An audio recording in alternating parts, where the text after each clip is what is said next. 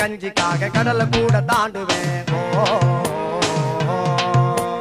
வானவில்ல வாங்க பேரம் கடவுளோட பேசுவேன். இந்திரனும் கூட என்னோட ஃப்ரெண்டு என்று சொல்ல என்ன தவிர யாருடா? அந்த லோகம் வாழும் சுந்தரிகள் கூட வந்து எனக்கு காலமுக்கும் பேருடா.